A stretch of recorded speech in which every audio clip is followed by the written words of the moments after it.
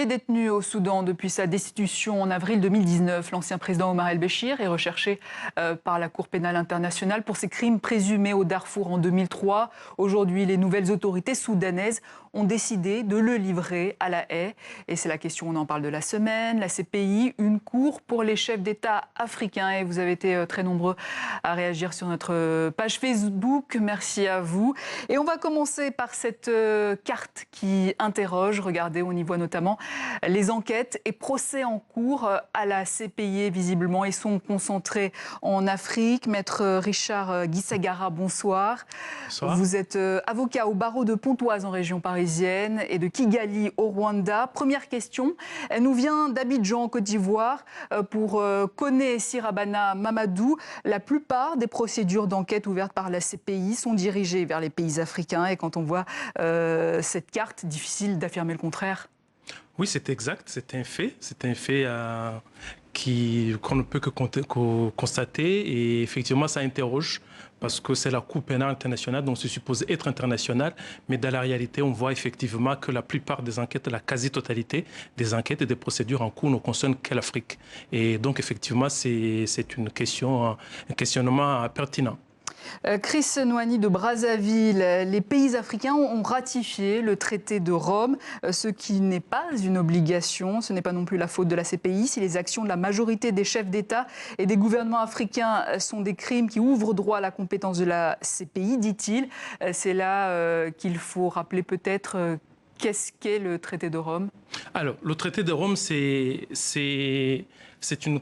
il a été ratifié, c'est un acte qui a été établi par les États du monde, donc en 1998, en juillet 1998. C'est au cours d'une conférence internationale qui a réuni plusieurs États du monde, de juin à juillet 1998. Et donc ces pays ont décidé d'adopter ce qu'on appelle le statut de Rome, qui est le statut de la Cour pénale internationale de Rome, et donc qui a été adopté en juillet 1998. Mais il a fallu attendre donc 2002, il fallait attendre qu'il y ait 60 pays qui ratifient ce traité pour qu'il entre en vigueur. Donc c'est en 2002, donc après la ratification de 60 pays, que la Cour pénale internationale donc, a été créée, et voilà, par ce statut donc, de Rome. Mais il y a des pays qui n'ont pas ratifié le traité de Rome, des pays majeurs d'ailleurs. Exactement. Oui, voilà. Alors, par exemple, donc déjà, il faut préciser qu'il faut faire la différence entre signature et ratification.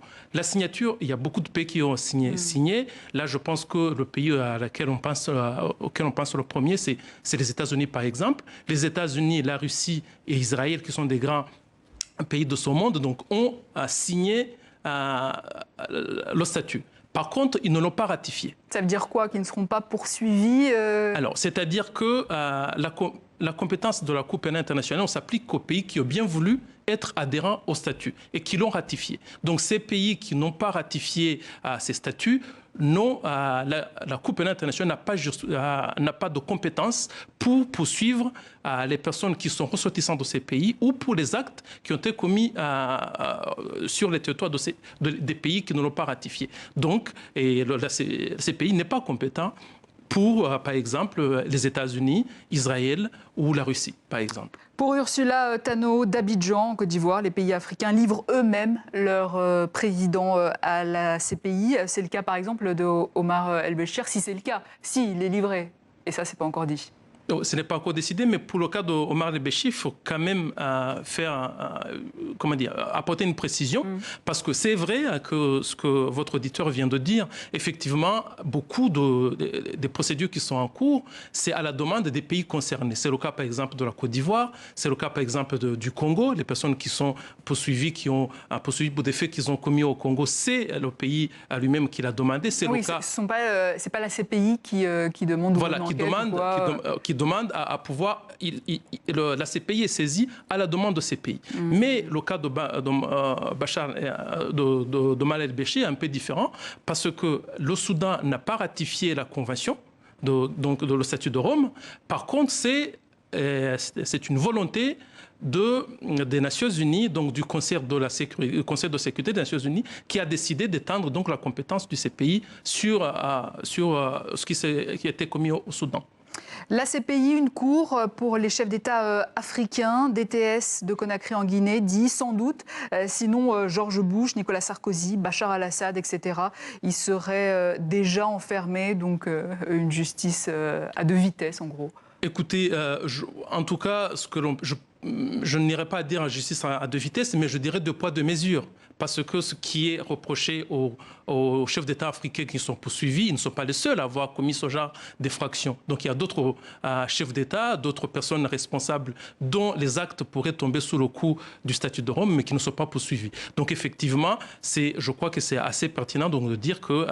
il y a quand même une certaine, comment dire, focus.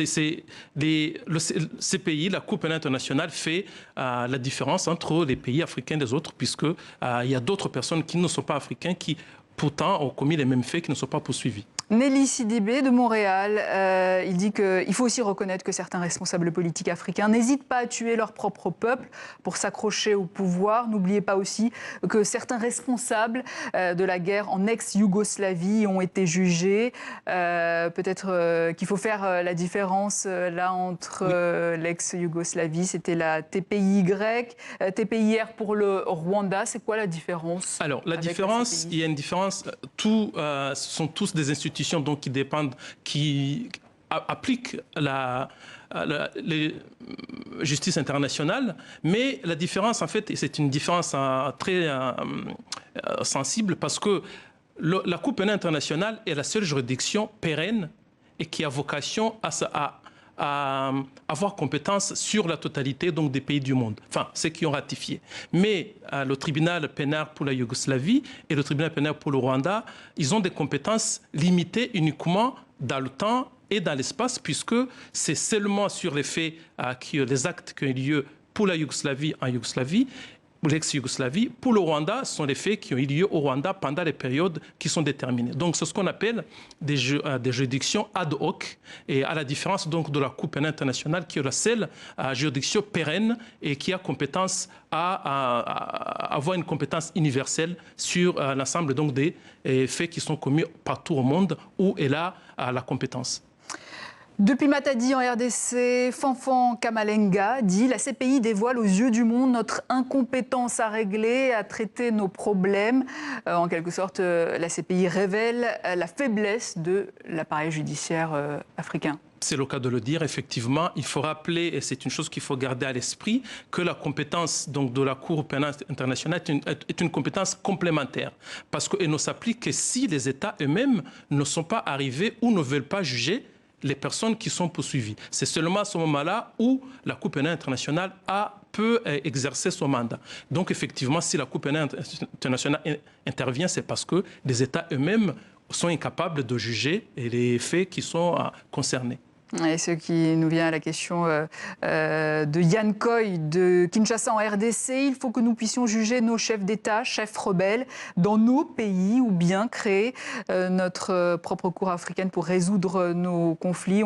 On se souvient par exemple du cas Hissène Habré avec cette chambre africaine extraordinaire qui a été créée au Sénégal. Au Sénégal, mais ça aussi c'est une justice internationale puisque c'est pas au Tchad où ça a été jugé, mais ça rapproche. C'est mieux en fait d'être jugé, en tout cas c'est un avis personnel. Donc si on juge des faits qui ont été commis en Afrique, au lieu de les juger à La Haye, c'est peut-être un peu mieux de rapprocher la justice là où des victimes, parce que les victimes étaient au Tchad, elles ont été jugées au Sénégal, donc la justice est beaucoup plus proche. Donc effectivement, il faut essayer de faire en sorte que la justice soit un peu plus rapprochée. Donc sur le continent. Sur le continent, oui, pour les faits qui ont été commis en Afrique. Mais de manière plus pérenne, peut-être que la question se pose, une cour africaine, ça serait une bonne idée, effectivement. Je pense que ça couperait court effectivement, à ceux qui s'interrogent avec pertinence donc, de cette justice à deux vitesses qui dit que la justice internationale, effectivement, il y a deux poids, deux mesures. Effectivement, s'il y avait une justice et un tribunal international africain, ça rapprocherait plus la justice des victimes et je pense que ça serait une bonne chose. Maître Richard Gisagara, merci pour votre éclairage.